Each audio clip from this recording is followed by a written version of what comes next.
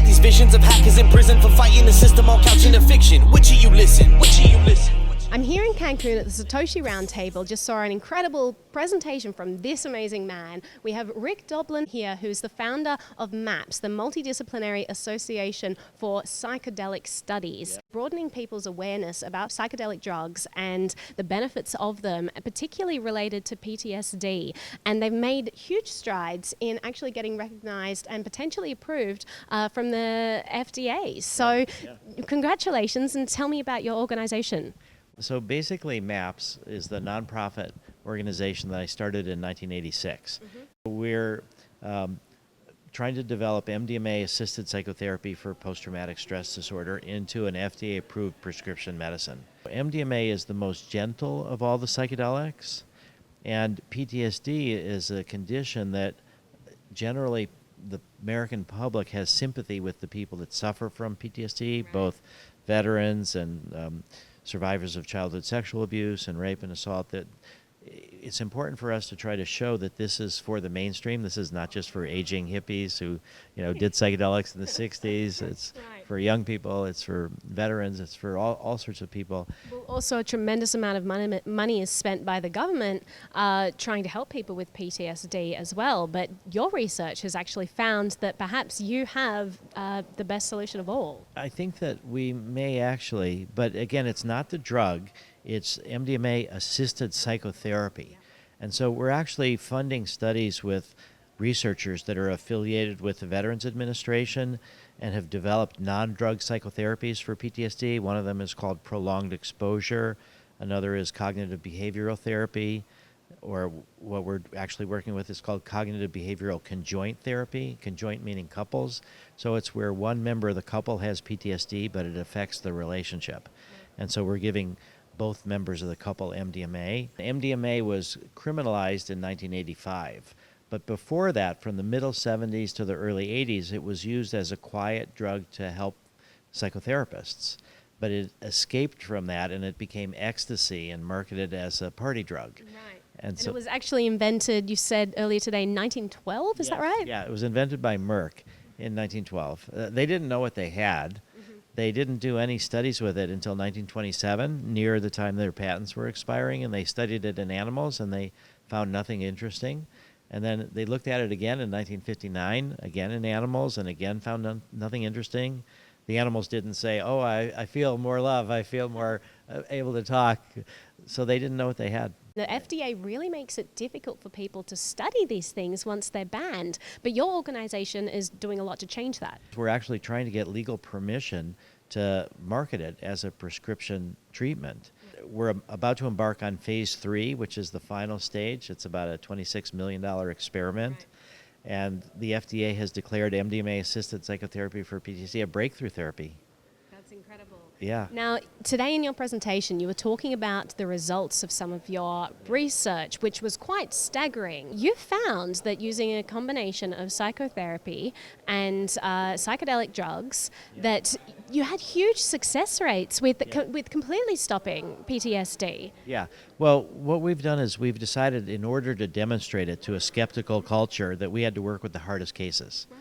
So we would take people that were chronic, treatment-resistant, severe PTSD. Basically, people who'd given up hope on other approaches. And MDMA reduces fear about difficult emotions. I'm not sure how technical you'd like to get, but the amygdala, which is the part of the brain that processes fear, MDMA reduces activity in the amygdala. And so people can process painful emotions more effectively when they're under the influence of MDMA. But what we also realize is that it's not just the drug. People need a safe, supportive, therapeutic context. So we found a way to combine MDMA with psychotherapy, and with that approach, people who've been untreated for sometimes decades. We've worked with Vietnam vets who stuck for 4 or 5 decades and now are able to move and make progress. Wow. And you showed us this really emotional video of someone being treated, and he talked us through his process. I just want to tell you, I had this this really intense feeling come over my body, and my heartbeat started beating real fast. But I didn't get.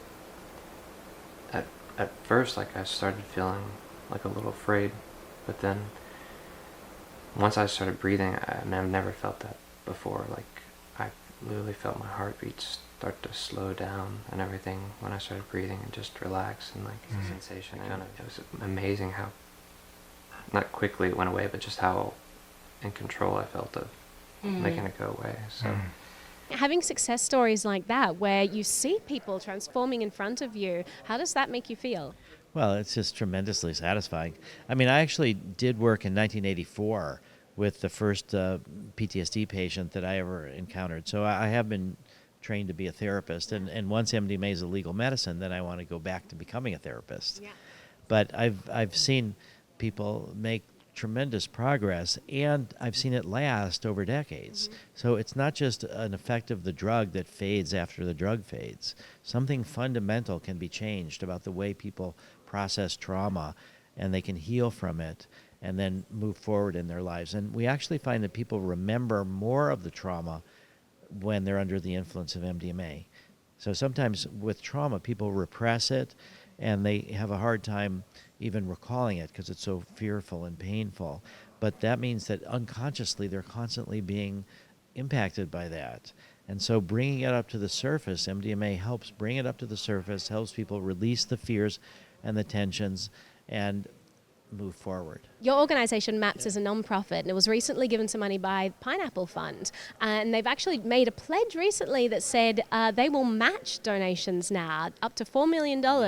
And that money will actually put you over the line of the funding needed to get through and get the FDA approval, right? Yeah, it's amazing. Yeah, the Pineapple Fund sent us $1 million of Bitcoins in December.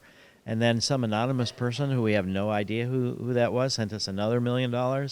And then another anonymous person sent us about $750,000. This is really happening. Yeah, we've gotten $2.75 million worth of cryptocurrency. So if you can get the $4 million and get it matched from Pineapple Fund, it puts you over the edge for what you need for the stage 3 round with the FDA, yes, which is crucial to getting recognition that this drug can help people. Yeah, and that will also help us make it a medicine all over the world as well.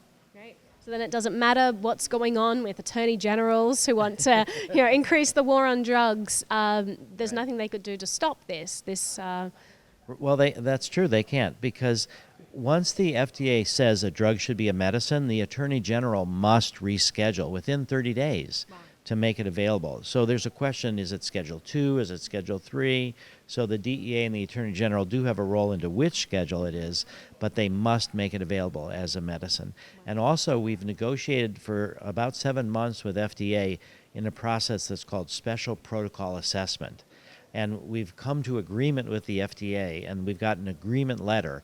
And what that means is the FDA is legally bound to approve MDMA-assisted psychotherapy for PTSD if our protocol generates statistically significant evidence of efficacy and no new safety problems come. And we're sure that there aren't going to be new safety problems because tens of millions of people have already taken MDMA for 30 or 40 years. So we know an enormous amount about the safety profile. We know we can administer it safely in a clinical setting. So we're very optimistic.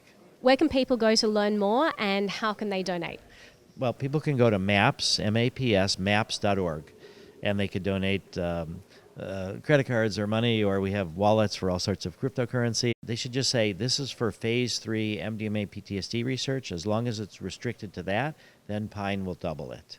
Moving through medicine to make psychedelics into medicines will change people's attitudes about the drugs themselves and about how there are cases where the benefits can outweigh the risks. And I think then we'll move beyond prohibition, and then we'll have people able to use these drugs for therapy, for religion, for spirituality, for couples therapy, for personal growth, and then hopefully we'll have a much more spiritual world, because we have the technology right now to destroy the world, and we're destroying the environment. And so the ultimate goal is beyond medicine, but medicine is a strategy to get there. Well, it sounds like a lofty ambition and a really wonderful one. I wish you all of the best. Thank you so much for chatting with me. Oh, my pleasure. Yeah. Billions of dollars of drugs on the dark that we bought up at marketed rates. And mainlining coins in the gambling, hustling, push your boy up with the greats.